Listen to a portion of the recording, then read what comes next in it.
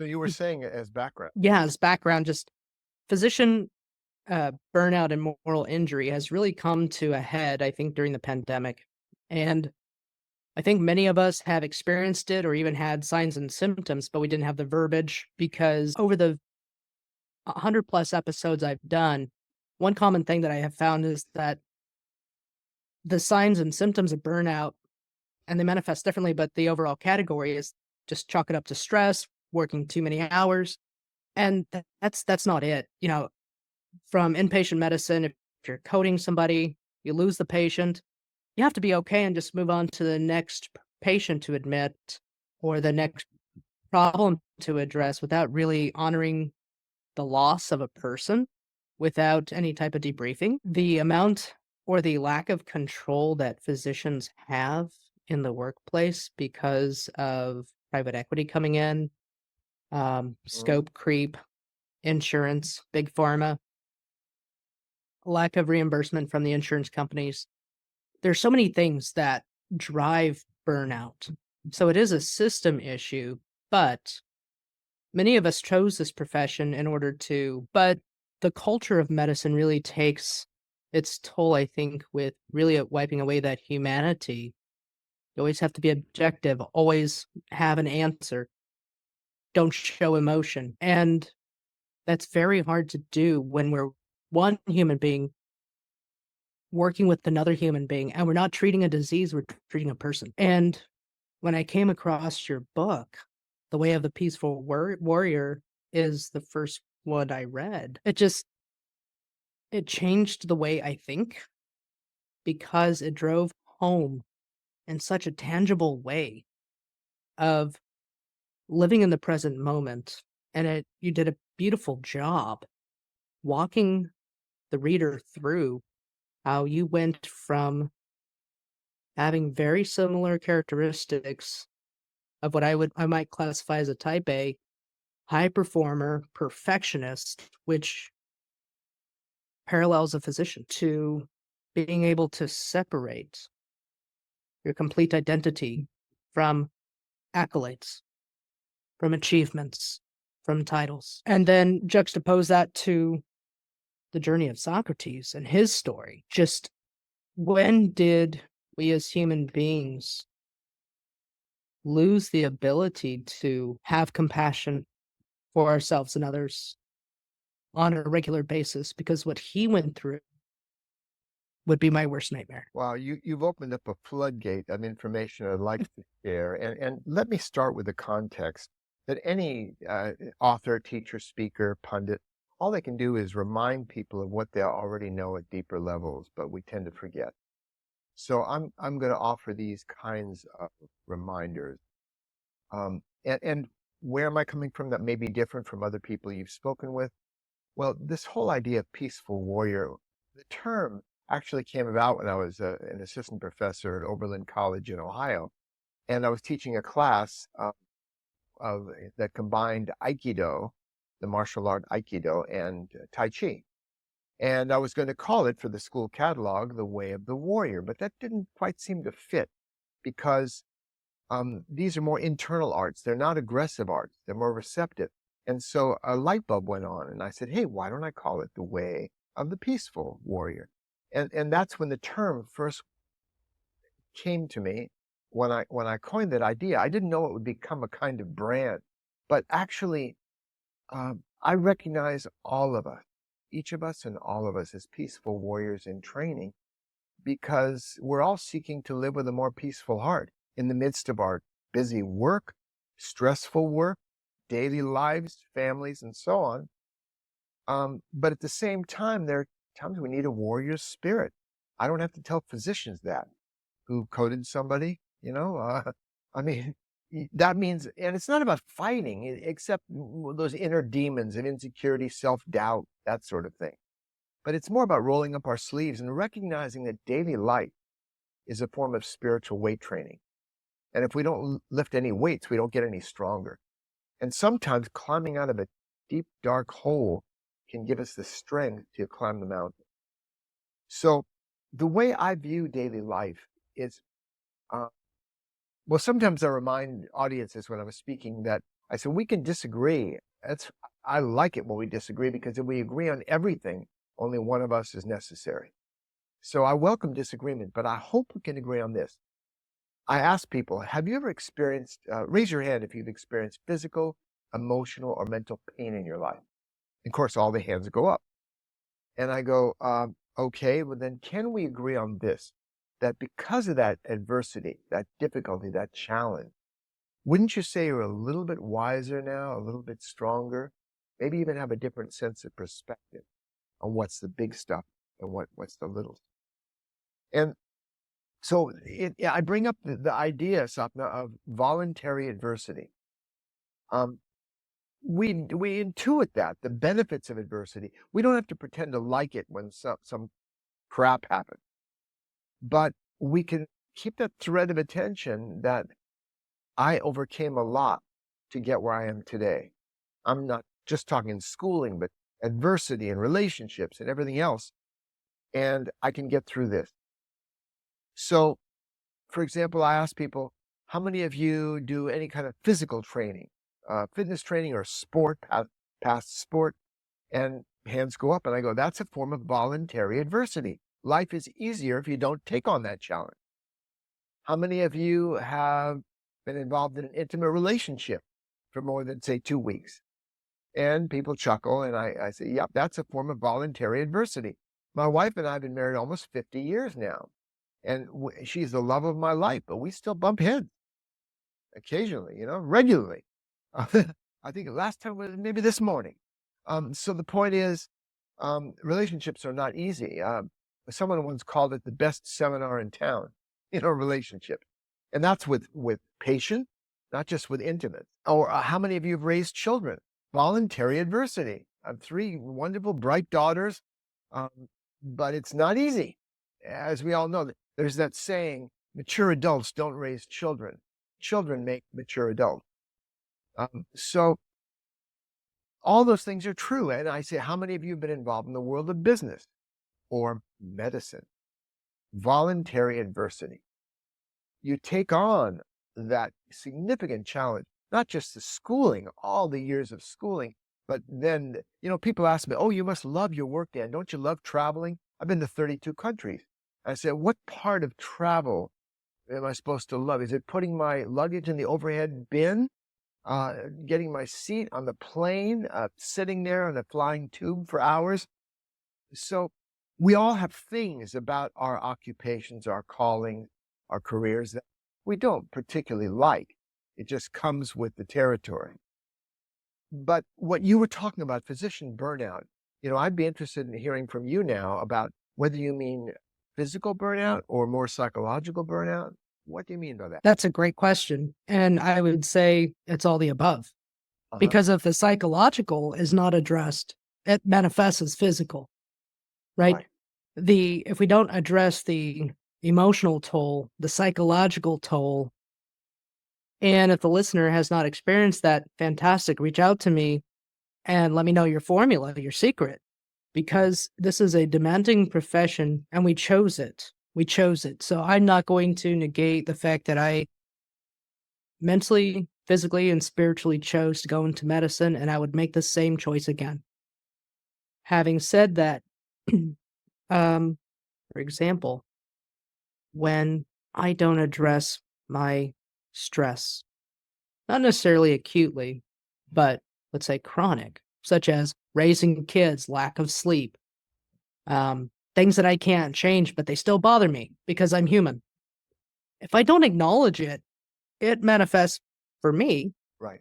as muscle tension or gastritis. Yes. Yeah. And Woody Allen said it in his own particular way. He said, I don't get angry. I just grow a tumor instead. And those things are funny, but they're not necessarily true. And I'm going to get into why. But Sure. let's address stress, Yeah. because that's, of course, endemic in the profession.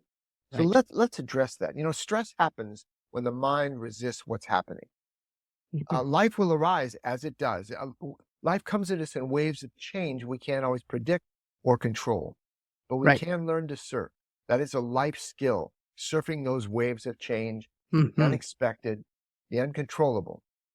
And so we could say, sometimes people mention I'm so stressed. I go, show it to me. Put it in my hand. Let me have a look at it. They can't because stress is an idea. It's a way to describe a feeling, maybe internal pressure building up in our head, muscle tension, and so on. So, two people can be on a roller coaster about to go down the big dip, and they're both screaming, but one is screaming with excitement and the other is Right. screaming with terror. Right. Why? People respond differently to different situations, as Mm. we know. A young man came up to me once after a talk I gave at a college, and he said, Dan, I understand you do consultations with people one-on-one, and I don't advertise that, but I mentioned it in the course of the talk, and he said, you know, I know you probably charge a lot of money for your time, but what can you tell a poor college student for $1? He smiled and he handed me $1. And I smiled back and told him 6 words that comprised a lifetime practice that could change his life. 6 words. And those 6 words are here and now, breathe and relax. Now, why those 6 words? Well, the here and now part, anybody who's seen the Peaceful Warrior movie or read my book or read The Power of Now or Ram Dass's book, Be Here Now, they know all about, we all say it's good to live in the present moment, but why? And people think it's some kind of practice, like they have to concentrate particularly hard to live in the present. Actually, they don't, because physically, our bodies can only exist in the present moment. It's the mind that makes a fundamental error, which is we mistake what we call the past. We mistake that for reality, but the past is gone. But we cling to it through these neural impulses in our brain we call memory. So the past is a set of memories. Someone can say, oh, wait, I know the past exists, Dan, because look, here's a photograph of me last week at a party. And I go, no, what's really happening is you're showing me an image in this present moment that reminds you of something, your brain, of what you call the past. The past does not exist. Okay, so how about the future? The future is our imagination. Mm. We can plan our day. We can imagine, let's see, I have to run this errand, drop off clothes at the cleaner, and then do this. But the day rarely turns out the way we thought it was going to turn out. Exactly. So Yep. neither memory nor imagination are completely accurate. Both wonderful human capacities. We have the ability to imagine and dream and to remember the past and learn from it. Great. But when we start mistaking it for reality, so living in the present moment is more a realization than a practice. It's a realization of the illusory nature of what we call past and future. And it's possible that really what we have is the eternal present, now and now and now. So that's the here and now part, recognizing our reality, because it's our moment of power, it's our moment of sanity. The rest is complication. And in fact, Barbara Rasp, a wonderful writer, she said, the lesson is simple, the student is complicated. And the problems in business, the problems in medicine are not usually the work. You just do the best you can, given your education, your skills, your experience. You do the best you can in the moment. Sometimes you win, sometimes you learn. So we just do what we can. That's not the problem. It's the personalities, the complications we create about our lives. Now, I mentioned I was gonna talk about stress. Well, that's the breathe and relax part. Here and now, breathe and relax. Because anybody, well, let me step back for a moment and talk about stress. Again, stress is a phenomenon. Stress will not hurt us. Now, anybody who's read Hans Selye or studied stress, they go, oh no, stress has a lot of effects on our immune system, our psychoimmunology, and all that stuff. But actually, it's not stress that does it. It's our response to stress, which is to unconsciously tense our muscles. Can you imagine?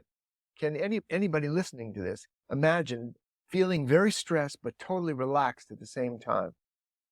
It's like, oh, I'm so stressed right now. So you see, stress and relaxation is a very different creature from stress and tension. And it's the unconscious tension and the inhibited breathing as a result of what we consider as a stressful situation. So the two things that are an antidote to stress and really do help a lot to mitigate any negative effects of stress is to remember simply to do two things. Take a deep breath, let it out. As I used to tell my daughters when they were little, breathe in the good stuff, breathe out the bad stuff. Set your troubles free. It's a very profound psychophysical exercise. Call it a powerful placebo then, if you wish, because we're not literally breathing out toxins, but the feeling that we are of any negativity, toxins, tension, and the feeling that we're breathing in light, energy, and healing, that's just an idea, a placebo that we can make use of. And since a third of medicine is placebo, bedside manner, and everything, the confidence of the doctor, it's really powerful. We've seen all the studies. So breathe and relax. Take a deep breath, shake loose. And that is under our conscious control. No matter what's going on in our life, events whirling around us, we can take a breath and we can relax the body. If we can tense the body, we can relax it. And here's the thing. There was a man who was seeking more energy. And he saw it in magic green powders from a lake in the Andes and all kinds of energy healers and whatnot. But he still didn't feel as much. He felt, I should be more energetic. So one day when he got older, he climbed the sacred mountain. He sensed the answer was at the top of the mountain. And he got up and he cried up to the heavens and said, fill me full of energy and light. He said, I'm ready. And because of the sincerity of his plea, a voice thundered down from the heavens, or maybe in his own mind. And it said, I'm always filling you, but you keep leaking. And that's the human condition. There's no lack of energy in the world. We have it from people, the sunlight, from the food we eat, the air we breathe. Some say it's not just air, it's prana or chi, but we're breathing in light and energy. There's plenty of energy, but we leak. And the two primary leaks are unnecessary tension. Throughout our day, we remember to shake loose, relax, do whatever we're doing with minimum effort. And the second thing is remember to breathe. Because you know what? If you're taking a selfie, I guarantee you, you're not breathing. If someone's taking a picture of you, you're not breathing. Most of us very rarely actually remember to take a breath. When we're pouring liquid into a vial or doing any detailed work, there's even there's a word for it, keyboard apnea, where we stop breathing many times during the day. So remembering just every once in a while when we're sitting down, as we stand up, take a breath. So this is a very practical antidote to the stress we encounter in everyday life. Otherwise, we can talk around it and talk about stress, how to heal it and the effects, but that's a straightforward approach. So I wanted to share that, as well as the fact that I think this is a good reminder for any physician. I'm going to propose that our parents did the best they could in raising us. Now, some people will go, oh yeah, my parents were loving, compassionate, attentive, though parents screw up all the time. I know I did as a parent. There's no success in parenting. You just do the best you can. But the point is, within their wound, their blind spots, their pain, disturbed people disturb other people. And they were doing the best they knew how within their limitations. Whether they were kind and attentive or cruel and abusive, they were doing the best they knew how with their own wounds and own blind spots and anger issues, whatever. In the same way, every single day, we do the best we can. By definition, not against some 100% perfection standard, but just the best we could that day. Some days are better than the others. So instead of criticizing ourselves, which constructive criticism, how to improve and learn and train, of course, that's important, but not the harsh self-criticism. Oh, I screwed up, oh, this is my fault or whatever. I think it's important for people to know I did my best and pat themselves on the back now and then, in addition to beating themselves up, So that's one thing I would remind physicians who are really under the gun in terms of pressure and stress and people's expectation. Oh, nobody is comfortable up on a pedestal. So, that's some of the things that came up for me that I wanted to share, particularly with physicians whom I admire greatly. I've had the blessings of pretty good internal health. I'll be 79 in February, and I'm doing pretty well. I still train and stay active, but and genetics plays a role too. But I've had orthopedic, oh my goodness, 2 spinal surgeries, a right knee, left hip replacement. I've had so many surgeries for orthopedic things, being a former gymnast and having a motorcycle crash and shattered my right leg and all that stuff. So the point is, I've come to really appreciate, not torn retinal surgery. I've come to deeply appreciate doctors' humanity and their skills and experience. And, I believe that peaceful warrior, which is all of us, peaceful warrior in training, we can make good money doing what we fundamentally enjoy or find suitable for our talent while serving other people. And that hopefully describes physician. Whether a doctor's motives was just to serve people and to help alleviate pain and to help repair people and their lives, or to make a lot of money, that's all great. Motives don't matter. But here we are, and you speak not as a physician, but as a patient. It's such a valuable occupation. It's such, wow, cherished. But that was it Hippocrates who said, physician, heal thyself? So, physicians, like, for example, when somebody comes to me for a consultation and says, Dan, I have an emotional problem, or I have a spiritual problem, or I have a psychological, existential problem, I still ask 3 questions. And those questions are you getting regular, moderate exercise, first of all? Are you staying active? Are you making time to do some physical exercise? The body is meant to move, to stretch, to breathe deeply. Are you doing some regular activity? The second thing is, are you eating a balanced diet for you? Notice I didn't say, are you eating a vegetarian, locally grown, organic, this Right. diet or that diet? No, just eat a little more of what's good for you, a little less of what's not. The Right. point is, physicians aren't really trained that much in medical school in nutrition. No, we're not. And they have to read magazines like anybody else. What's the latest? And it's changing all the time, it seems, back and forth, because science is 2 steps forward, 1 step back. We know Yep. that. And it depends on who's paying for the study. Exactly. Yeah. But still, just find out. See, I believe that there is no best book, no best teacher, no best philosophy or religion or path or diet or system of exercise or martial art or anything else. There's only the best for each of us at a given time of our life. Life is an experiment. We have to find out what works best for us. So the best diet for you, experiment, find out what that is, what supports your health and your energy. And yeah, be guided by the latest research, but also trust your instincts too, because we're the experts on our own body. So those are 2 things: regular exercise, balanced diet, and the third, what do you think? Get enough rest. And of course, these are 3 things physicians don't do at all in medical school. No. They're horrible examples, right? They eat crap, they don't get enough rest, and residency too. And they don't do much exercise because they're too busy studying and doing and practicing. So physicians have to be a good example. Albert Schweitzer said, in influencing other people, example is not the main thing. It's the only thing. So when I see a physician, if they look unhealthy, I'm going to go elsewhere. We need to, by the way, looking healthy doesn't mean looking like an athlete. We're each like we're like flowers in a vase. We contribute to the beauty of the whole. People don't have to look a certain way, but they do have to have a certain vitality Sure. and energy level. And we know the body-mind interaction. We know the somaticization of stress and whatnot. I think it's important for physicians to take care of themselves, heal themselves. It's the old cliche about putting on your own oxygen mask before somebody else's. So take care of yourself and start that. And by the way, I recommend dream big, but start small and then connect the dots. And that's, Yeah.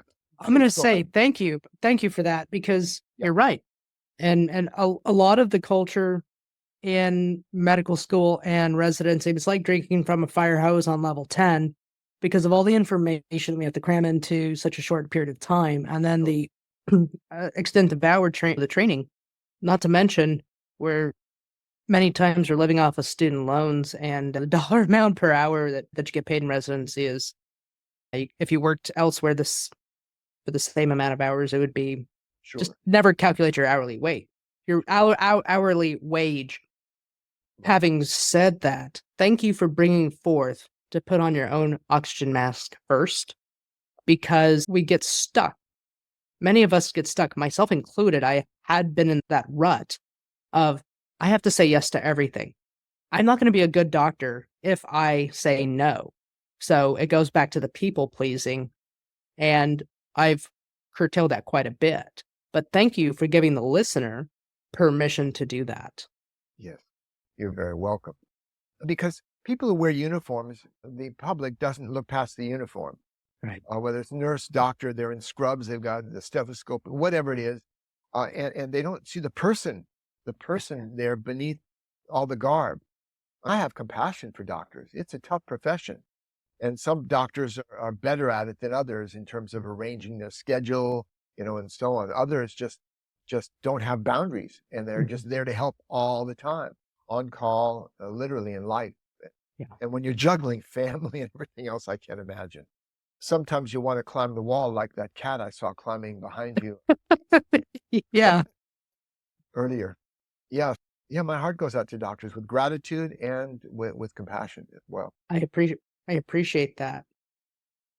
And with you being a world-renowned gymnast, college professor, having many journeys in life, many life experiences, how did you start to separate yourself from being attached to the titles or accolades and to being Dan, having a conversation like we're having a conversation now? Well, I think that's a very good question, important one. There are people who retire from, say, being a police officer or career military or, well, obviously, physician or a teacher, and they have an identity crisis.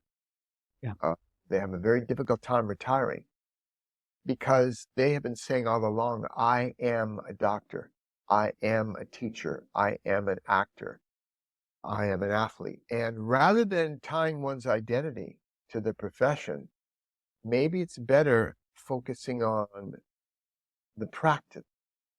I practice medicine. I practice Mhm. acting. I practice athletics because it's easier to stop practicing something and turn and practice something else than saying, I'm no longer who I was. And so rather than tying one's identity to that, now I know there's a certain state in our society, a physician, when people go, oh, you're a doctor, there's that, and it's easy to get attached to that. And it's part of the compensation for all the work that was done in preparing for that title. But I think the practice is important. I think it was E.M. Forster who said, how do I know what I think until I see what I do? And this approach to living that I call the peaceful warrior's approach to living, one of the principles of this approach that may differ from a lot of new age type approaches Mhm. is it's based on action. It's grounded in everyday life. It's about having our head in the clouds, but our feet on the ground. And it's based on the recognition that our lives have been shaped primarily by what we have done, not just what we have thought or felt. Somebody came up to me after a talk and said, Dan, I feel so inspired. I said, don't worry, it'll pass. Because inspiration comes and goes, right? Right. We know that. Motivation waxes and wanes. But if we aren't motivated, how many of us have done things that we weren't motivated to do? A surgery when we're tired, or taking out the trash Right. when we don't feel like it. But we do it anyway because it needs to be done. So we can rely on our will when motivation flags. And there's no magic about will. It's just doing what needs to be done. There was a Japanese psychiatrist named Shoma Morita who had 3 guidelines for living wisely and well. He said, accept your thoughts and feelings, positive or negative. Accept them as natural to you in that moment. That means by accepting them as one would in meditation, just noticing they're there, acknowledging them. But that's it. You don't have to fix them, run from them, obey them. Just thoughts and feelings pass through us like the weather. They're the weather patterns of the body. Thoughts appear in our field of awareness, sometimes positive, sometimes negative. And the same thing with emotion. They just pass through us. They change all the time.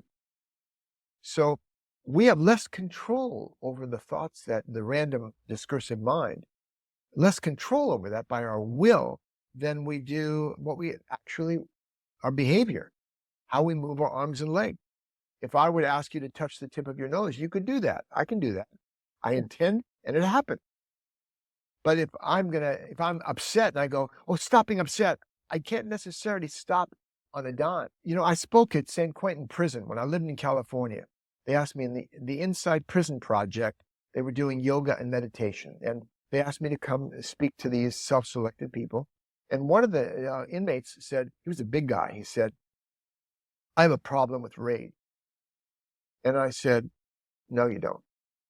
And he said, yes, I do. And I said, no, you don't. I said, the problem you have, I said, rage isn't the problem. It's an emotional storm passing through you. That just the weather comes and goes. The problem you have is what you do when you're enraged. And a light bulb went on for him. He realized, well, maybe he could get a handle on doing something different. He couldn't get a handle on stopping getting angry. He just was reactive. And so he started to understand he could have all kinds of feelings, but he didn't have to act on them. So anyway, so the focus on what I teach is not about fixing our emotion. That's just one, it's a rabbit hole, going down a rabbit hole, complication, trying to feel differently. Anger management courses do not teach us to control anger. They teach us to control our behavior. Mm. Many times when people say, I'm gaining more emotional control, no, they're not. They're gaining control over breathing, relaxing, and the behavior they take in response to those emotions that pass through them naturally. So that's what I mean by accepting our feelings and thoughts as natural to us in the moment. The second thing is, what is my goal? What is my aim here? To focus on that, a positive, constructive aim. And the third is do what needs to be done in line with your goal. Not in line with some new age philosophy or something you read in the holy book, but just what is your aim, your goal, and what do you want to get accomplished? And then move in that direction, step by step. So I thought that was a valuable bit of advice in terms of for doctors or for anyone. So I'm really speaking to the humanity of the people who share in your podcast rather than speaking to them as doctors, because I'm not. Right. No, and that's fantastic because the mission of my podcast is to reignite your humanity and passion for medicine, because we forget about the humanity part. Circling back to The Way of the Peaceful Warrior and the other books I've read that you have written, I appreciate how you outline humanity, how you outline how your journey and how it has shaped the way you think, the way you exist. And you're right. These are all lessons that I have picked up over my 42 years on Earth. Having said that, it was presented in a way that stuck. And it is very palatable because of the way it was delivered. So I thank you for your work. And it's an honor to talk to you because of how your work has, I'm not going to say inspired, but influenced and helped me to remind myself more regularly to be present. And do I always get it right? No, I don't. But that's the reason why it's called a practice. That's the reason why it's called at least the way I see it is that every day I get a new chance to practice what I believe. And hopefully each day it gets better. Some days are going to be better than others. Some days are going to be not so great. And some days are going to be fantastic and knock it out of the park, and that's okay. When I turned 60, I decided I wanted to do something special. So I was going to sneak up the Golden Gate Bridge to the top at night, but this was right after 9/11, so they were taking that quite seriously. And my wife said, over my dead body. So I had to cancel that idea. But I said, well, instead, why don't I learn to ride a unicycle? Now, I don't know if anybody's tried riding a unicycle, but it's a humbling activity. Even a good bicyclist, you get on it and it goes whoop out from under you. And you get on again and whoop out from under you. It's really humbling. So a friend of mine loaned me his unicycle, and he told me, he suggested I practice in the tennis courts not far from our house Mhm. because it was a good surface and I could get a death grip on the chain link fence while I was trying to stay up top this cycle. And I practiced for about 45 minutes every day. I came back and, there's a woman's running group, a jogging group that used to go by about that time every morning, and they'd look over and see me struggling. And finally, one of them yelled, "You should really quit that." And I said, "I do quit. I quit every day, but then I keep coming back." So the point is, at the end of the first week, I could careen forward maybe 6 pedals before I went down. And the second week, 12 pedals. By the end of the third week, I could do figure eights around the tennis court on the unicycle. And the reason I'm mentioning this, about this process of learning, is that I learned two valuable lessons that I'd learned years before in gymnastics, but I'd forgotten. And those two lessons were, first, everything is difficult until it becomes easy. The second thing I learned, maybe even more important, is while I was learning a new skill, there were days during that 3 weeks where I was worse. Suddenly everything fell apart. My mind was confused. My body was confused. I didn't know what I was doing. Maybe that's familiar to people in residency or internship. I don't know what Yes. I'm doing. And the thing is, I also noticed that the next day I usually had a breakthrough. And the learning was actually taking place on those so-called bad days, like learning to drive a gear shift car, going from the front brain to the more instinctive brain, reptilian or mammalian brain, whatever they call it these days. But the point is, that's why my body felt confused. And that's why I got worse. That's why it's 2 steps forward, 1 step back. So it can be true in a relationship. You can hit a crisis point in a relationship, but if you stay with it, then you might have breakthrough to new levels of intimacy and communication. It can happen in learning surgical skills or practicing them or in any area. It's just everything is difficult until it becomes easy. And the so-called bad days are when the learning is actually happening. So keep going, keep going. Marita, the same fellow I mentioned, the psychiatrist, he had a great saying. He said, when running up a hill, it's okay to give up, to quit as many times as you want, as long as your feet keep moving. That's a really profound statement, and that totally hits home. That really hits home, It's a good metaphor. Yeah, it is. Dan, thank you so much for your time. What makes somebody worthy? Well, one of my books, kind of a magnum opus, it's called Everyday Enlightened. And it has 12 courses in the School of Life. And the first of those 12 courses is Discover Your Worth. Self-worth is different from self-esteem. Right. Self-esteem, there's so many books that have been written on the importance of self-esteem. Well, I know some people with very high self-esteem. We call them sociopaths. So maybe Right. self-esteem isn't all that important. Yeah, it's feeling good about ourselves, feeling confident. Some people feel confident when they're on the sports field, others confident at a party, but it could be reverse, then they feel no esteem. So people can feel confident, and it's better than feeling underconfident, but we can't control how we feel at any given moment. We can control how we behave. Mhm.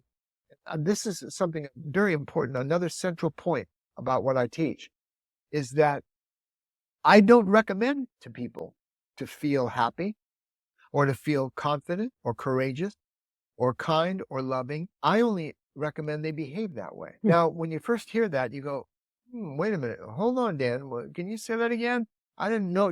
But are you saying feel one way and behave the other?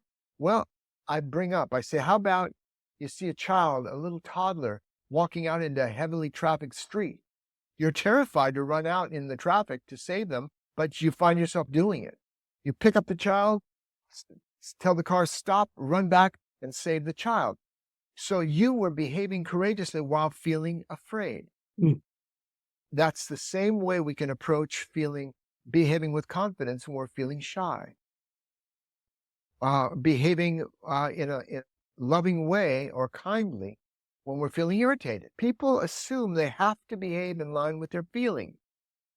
But if our feelings drive our lives and drive our behavior, it's a chaotic life. Mm. Mhm. So it's fine to feel whatever we're feeling. As Marita said, accept your thoughts and feelings as natural to you. But meanwhile, what do you want to get accomplished here? So doctors don't have to shut off their feeling. They can feel whatever they feel, acknowledge their humanity. People relate so much to that. When someone is congruent, authentic.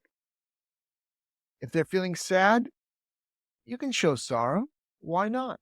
But in the meantime, what do you need to get done in that moment? Is it notifying relatives? Is it talking to people? Is it taking care of business?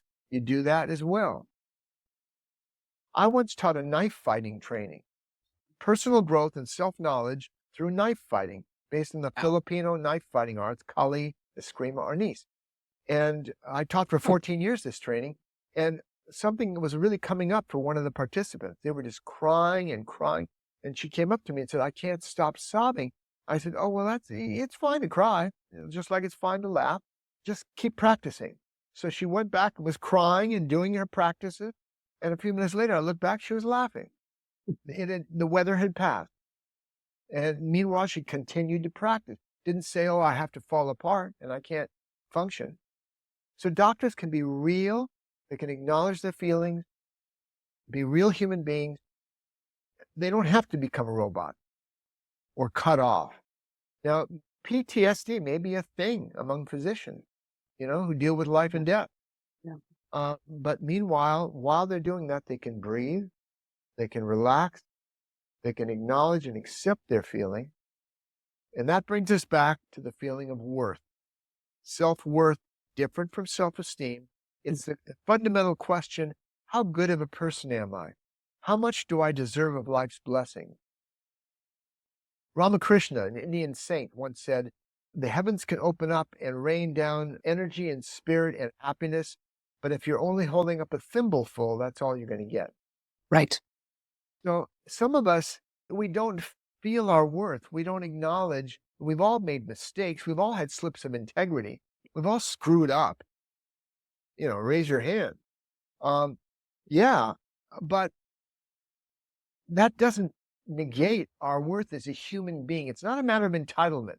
It's a matter of recognizing our innate human value. I'm a human on the planet doing the best I can. I've accomplished something. And to base our worth, our sense of worth. Now, I can't tell people how to feel worthy, because again, that's a feeling. It changes over time. Right. But I can tell people and remind them to treat themselves as worthy. Treat ourselves with the same compassion and kindness that we might treat someone else Right. we care about. We can extend that same courtesy and that same love to ourselves. So, yeah, that's been a lot. I think we've covered quite a bit that Yes, sir. might be good reminders of what we already know, but we tend to forget. I love this, and this has been a beautiful conversation. So thank you so much. My And if the listeners wanted to reach out, what is the best way to do so? Probably just through my website, peacefulwarrior.com. And there are some free services there and a lot of information, audio tapes, some online seminars on a 4-minute workout that can start your day right, and a 4-minute meditation to help you appreciate the blessings of life.